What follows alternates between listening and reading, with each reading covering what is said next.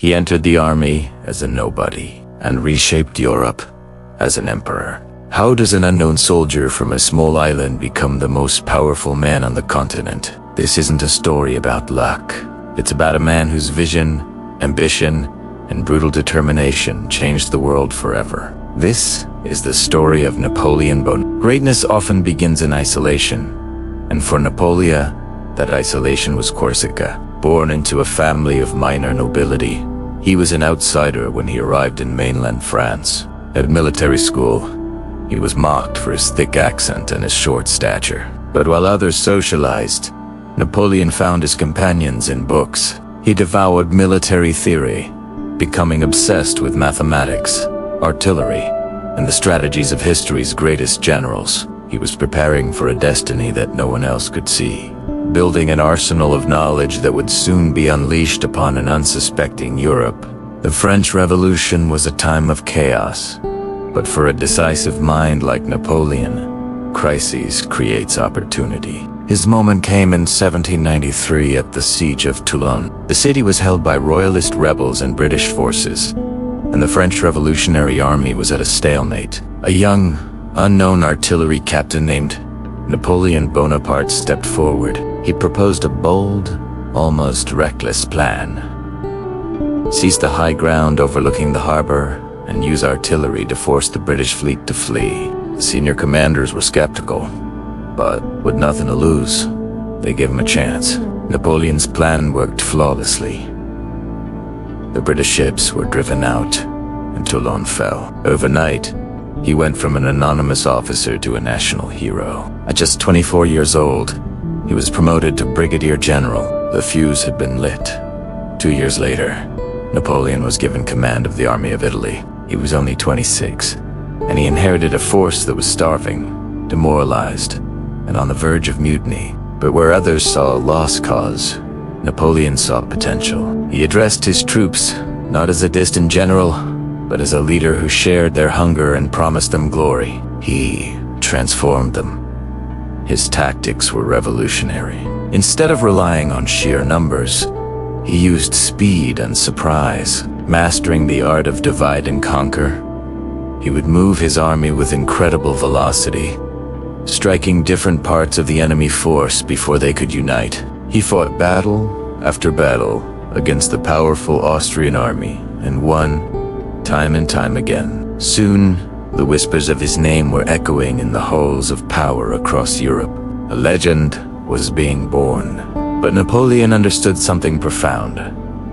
Winning battles is one thing, but controlling the story is everything. He became a master of propaganda long before the term was common. He founded his own newspapers, printing heroic accounts of his victories and sending them back to France. He commissioned paintings depicting him as a fearless leader, crossing the Alps on a magnificent steed, leading his men into the fray. He carefully crafted an image of himself as the selfless savior of the Republic, a man of action in a time of political paralysis. While he was conquering territory in Italy, he was also conquering the hearts and minds of the French people. By 1799, France was exhausted. Years of political instability, corruption, and war had left the government weak and the people desperate for a strong leader. Napoleon, returning from his campaign in Egypt, was met with enormous public support. He saw his chance. In what became known as the coup of 18 Brumaire, he executed a swift and largely bloodless takeover of the government. Leveraging his military authority and immense popularity, he dissolved the existing directory and established a new government, the consulate. As first consul, he was, in effect, the dictator of France. The soldier had now become a statesman, and he held the fate of the nation in his hands. 5 years later, Napoleon took the final, audacious step. In a lavish ceremony at Notre Dame Cathedral in 1804, he was set to be crowned Emperor of the French. In a moment of breathtaking arrogance and self-belief, he took the crown from the Pope's hands and placed it on his own head. The message was clear.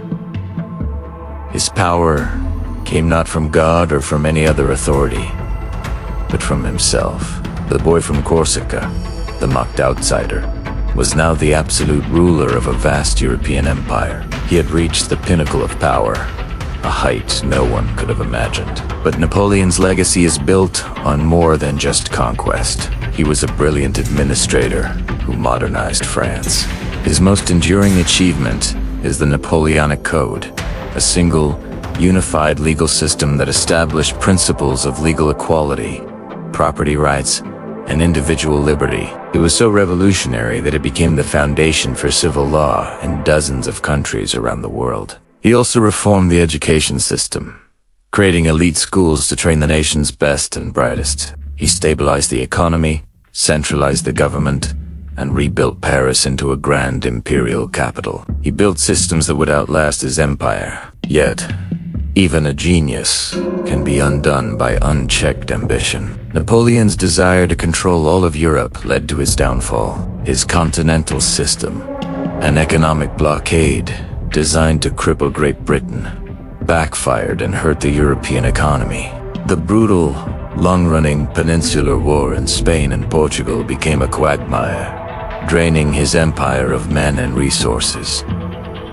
But his greatest mistake was the invasion of Russia in 1812. He led a massive army, the largest Europe had ever seen, deep into Russian territory. But the Russians refused to give a decisive battle, instead retreating and burning the earth behind them. Caught by the merciless Russian winter, Napoleon's army was destroyed by starvation, frostbite, and relentless guerrilla attacks. He had entered Russia with over 500,000 men. He retreated with fewer than 100,000. The myth of his invincibility was shattered. His enemies, sensing his weakness, formed a grand coalition against him. Defeated and forced to abdicate, Napoleon was exiled to the small island of Elba. But his story wasn't over. In an incredible final gamble, he escaped from exile and returned to France in 1812. The soldiers sent to arrest him instead flocked to his banner, and for a period known as the 100 Days, he was emperor once more. The powers of Europe mobilized against him one last time. The final showdown came on a rain-soaked field in Belgium, at a place called Waterloo. In a brutal, day-long battle, Napoleon's forces were decisively defeated by a coalition of British and Prussian armies. His reign was over for good. This time, he was exiled to the remote, windswept island of St. Helena in the middle of the Atlantic, where he would spend the rest of his days. Napoleon died in exile, a prisoner on a lonely rock thousands of miles from the empire he had built. But his death was not the end of his story. His impact was so profound that it permanently altered the course of European history.